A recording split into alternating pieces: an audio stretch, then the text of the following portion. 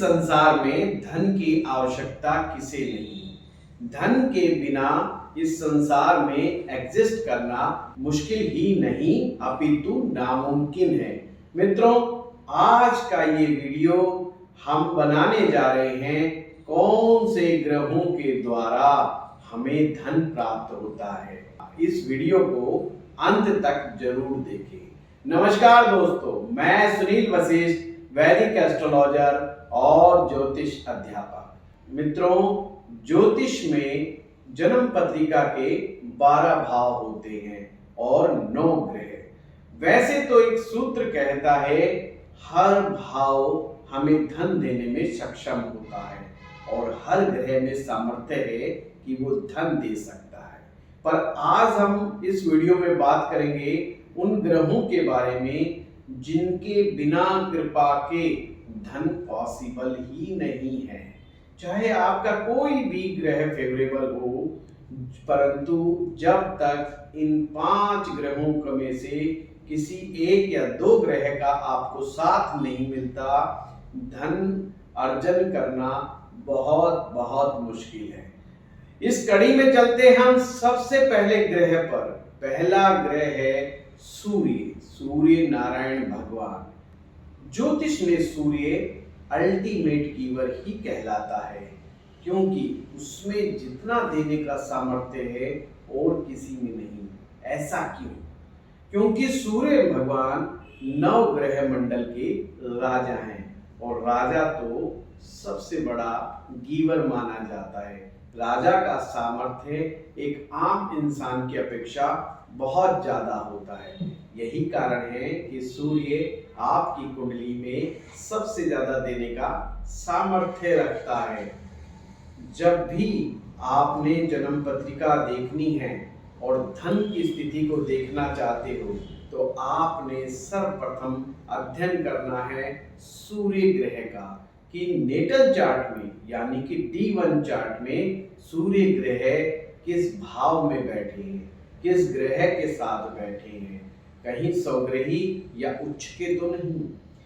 उसके बाद आपने देखना है कि D9 चार्ट यानी कि नवमांश कुंडली में सूर्य ग्रह की क्या स्थिति है।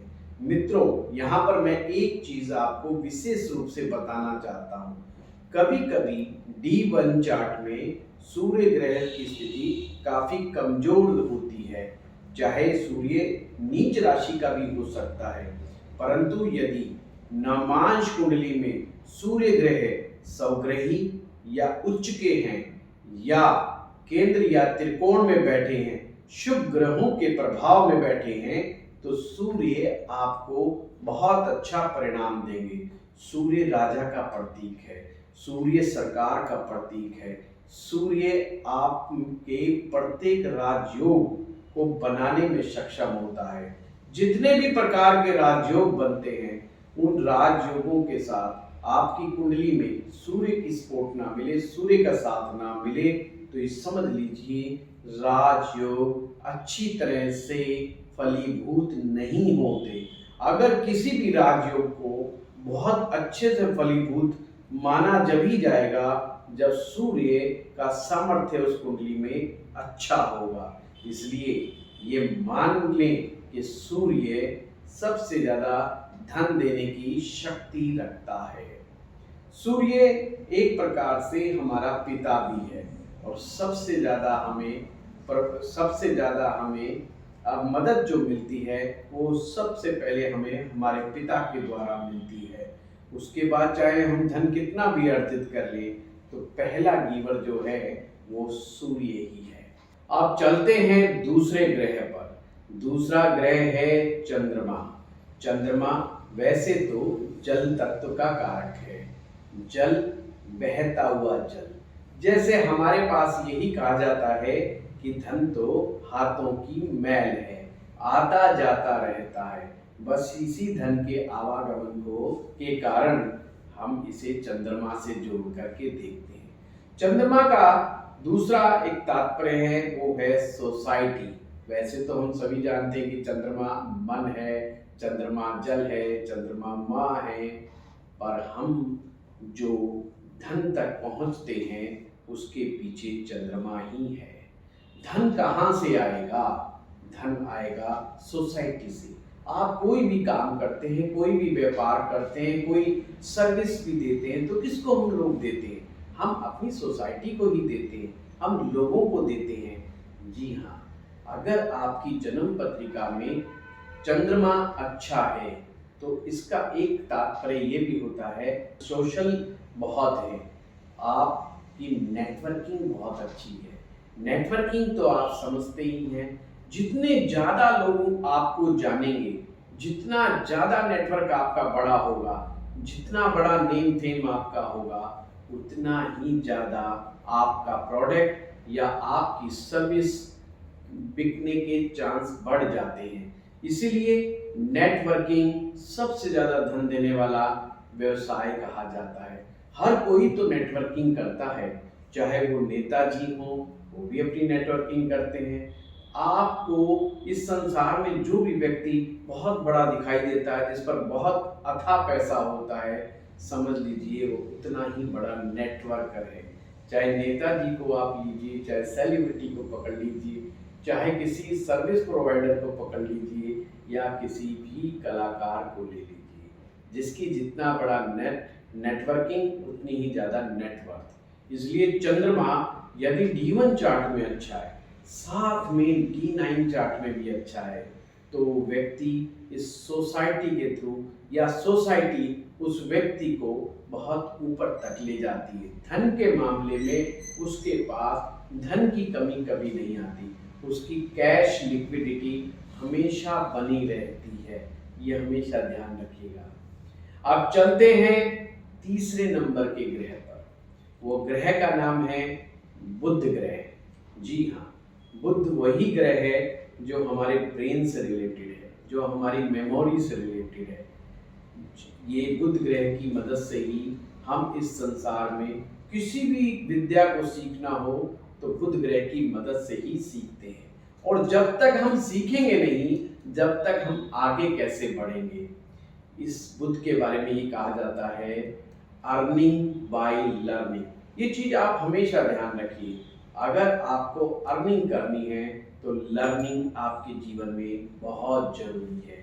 आपकी जन्म पत्रिका में बुध की स्थिति ये बताती है कि आपकी लर्निंग कैपेसिटी कितनी है।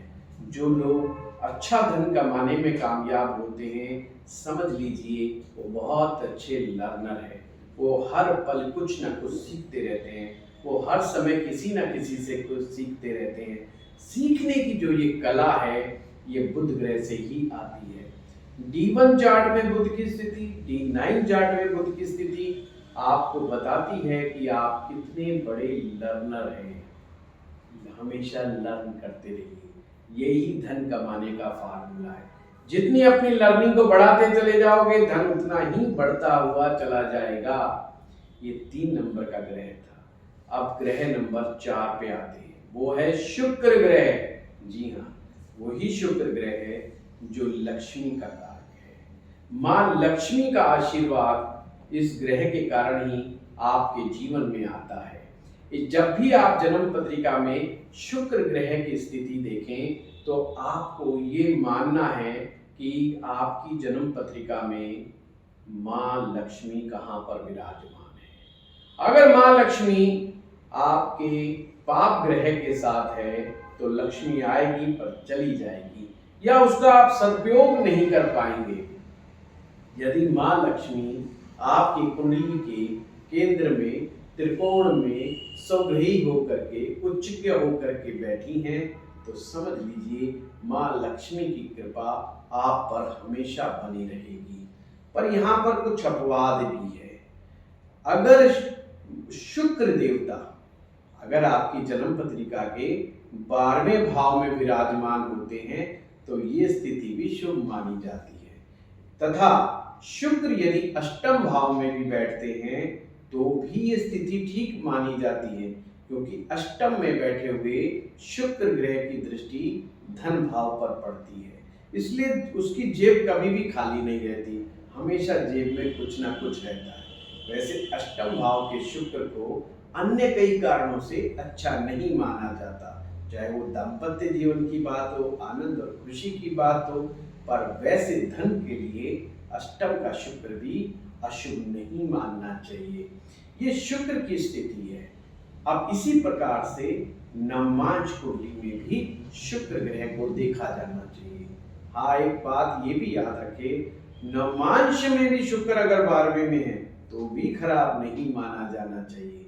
हाँ, अगर शुक्र स्वग्रही हैं, उच्च के होकर के बैठे हैं, शुभ ग्रहों के प्रभाव में बैठे हैं, वो भी नवमांश कुंडली में, तो जीवन में हर प्रकार का आनंद सुख प्राप्त होगा। कोई भी भौतिक वस्तु ऐसी नहीं होगी जिसे खरीदने का सामर्थ्य वह व्यक्ति ना रखता हो, और जिस व्यक्ति पर मां लक्ष्मी का आशीर्वाद हो उसके पास तो धन की कमी कैसे रह सकती है। इसलिए सभी अपनी जन्म पत्रिका में ये चेक ना करना भूलें कि मां लक्ष्मी आपसे कितना प्रसन्न है। अब चलते हैं अगले ग्रह पर। ये बहुत बहुत इंपॉर्टेंट ग्रह है धन के लिए। उस ग्रह का नाम है गुरुदेव बृहस्पति, जुपिटर भी इसे कहते हैं। बृहस्पति के आशीर्वाद के बगैर तो कुछ फलित ही नहीं होता। गुरुदेव बृहस्पति आपकी जन्म कुंडली में बहुत बड़ा प्रभाव रखता है। धन का कारक भी गुरुदेव बृहस्पति है।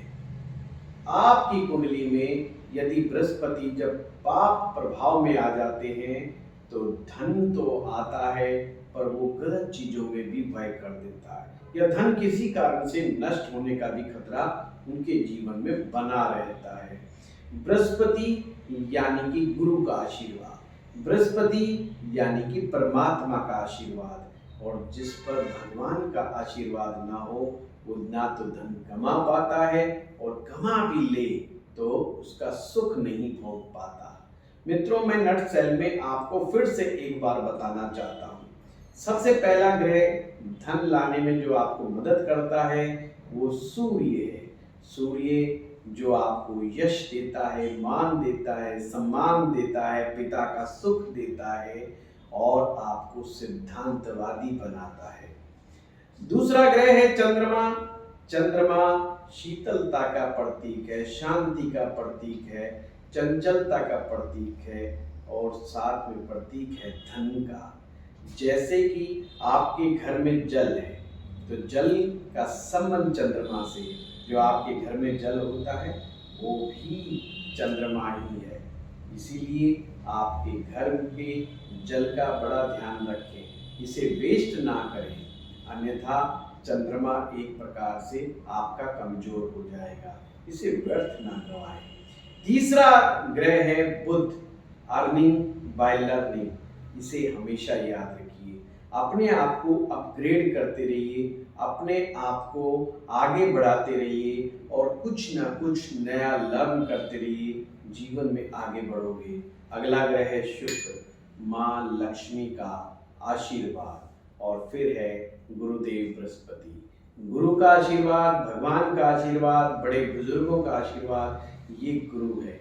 अपनी जन्म पत्रिका में इन 5 ग्रहों का अध्ययन बहुत ही सावधानी के साथ, सूक्ष्मता के साथ हमें करना है।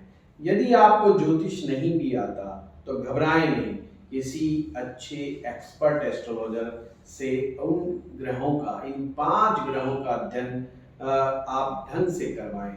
और यदि आपको कोई नहीं मिल रहा तो आप एस्ट्रो पाठशाला की टीम से भी संपर्क स्थापित कर सकते हैं। कुंडली का विश्लेषण बहुत ही सावधानी के साथ किया जाएगा और जान सकते हैं कि आपके जीवन में धन की स्थिति क्या है और क्या रहेगी। वैसे एक और बात बता दूं, अक्सर हमारे दिमाग में एक बात आती है कि आखिर धन हमारे पास कब आएगा। जी हाँ, जब भी प्रश्न उठता है कब आएगा तो हमें दशाओं को देखना चाहिए। यदि इन 5 ग्रहों में से किसी भी ग्रह की दशा होती है और आपका ग्रह कुंडली में अच्छा बलाबल लिए हुए है तो वह ग्रह की दशा में अवश्य ही आपको धन प्राप्त होगा। यदि आपकी जन्म पत्रिका में ये ग्रह बलहीन है, कमजोर है, तो क्या हमें करना चाहिए? तो भी मत घबराएं, विधिवत रूप से इन ग्रहों को शांति का उपाय करें, इन ग्रहों की रत्न धारण करें, इन ग्रहों से रिलेटेड दान करें, पुण्य की करें और साथ में करें अच्छे कर्म। जब मैं कहता हूं अच्छे कर्म करो तो फिर व्यक्ति कंफ्यूज होता है कि क्या करें। जी हाँ, कर्म की मैं बात बता दूं, अगर आपका सूर्य कमजोर है तो आप अपने पिता का हमेशा सम्मान करें, उनकी सेवा करें, उनके साथ उलझे नहीं, उनकी बातों को ध्यान पूर्वक सुने, उन्हें सम्मान पूर्वक उनका व्यवहार करें। यह है एक अच्छा कर्म। सूर्य ठीक होने लग जाता है। दूसरा, चंद्र ग्रह, चंद्रमा का संबंध माँ से है। माँ के साथ अच्छा व्यवहार करें, माँ की सलाह माने, माँ का आशीर्वाद लें, माँ की सेवा करें। फिर आता है बुध ग्रह। बुध ग्रह हमारी बहन, हमारी बेटी को रिप्रेजेंट करता है। बुआ, मौसी इनको रिप्रेजेंट करता है। छोटी कन्याओं को रिप्रेजेंट करता है। इनकी सेवा करें। भ्रूण हत्या से बचें। भ्रूण हत्या में कभी भी सहयोगी ना रहे, नहीं तो बुध ग्रह नष्ट हो जाता है। इसी प्रकार से शुक्र इस संसार की प्रत्येक जवान महिला शुक्र है। आपकी धर्म पत्नी वो भी शुक्र का ही रूप है। कभी भी तंग ना करें, प्रसन्न ना करने का प्रयास करें, आपका शुक्र ठीक होगा।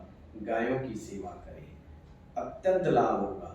बड़ी अच्छी किसी खुशबू का उपयोग करें, शुक्र फायदेमंद होगा। ये कुछ छोटी छोटी रेमेडीज हैं जो देखने में आसान लगती हैं पर बहुत ज़्यादा कारगर साबित होती हैं। इसी प्रकार से गुरु ग्रह, बड़े बुजुर्गों का सम्मान करें। ब्राह्मण, गुरु, पीपल, मंदिर, ये सब गुरु बृहस्पति के ही तो प्रतिनिधि हैं। इनकी सेवा करें, इनसे उलझने का प्रयास ज़्यादा ना करें। हो सकता है आपको कोई व्यक्ति अच्छा ना लगे जो कहने में तो विद्वान हो पर आपको लगता है ये व्यक्ति विद्वान नहीं है, कोई बात नहीं, साइड से किनारा करके निकल ले, पर खामखाई उससे उलझे ना। हो सके तो आपको लगता है ये व्यक्ति विद्वान है तो विद्वानों का सम्मान करें, ज्ञान प्राप्त करते रहें, धार्मिक पुस्तकें पढ़ते रहें और बिल्कुल मैं एक ही बात कहूँगा, सात्विक बने रहें। सतोगुण जितना अपने अंदर लेकर के आओगे जीवन में उतनी ही ऊंचाइयों पर जाओगे। मित्रों, ये थे आज के हमारे 5 ग्रह जो हमें धन देने में सक्षम है। तो आज का ये वीडियो आपको कैसा लगा, इस वीडियो के बारे में हमें ज़रूर कमेंट बॉक्स में लिख करके बताएं। इस वीडियो को शेयर करें, हमारे इस चैनल को सब्सक्राइब करना ना भूलें, साथ में लाइक करना ना भूलें। आपका बहुत बहुत धन्यवाद।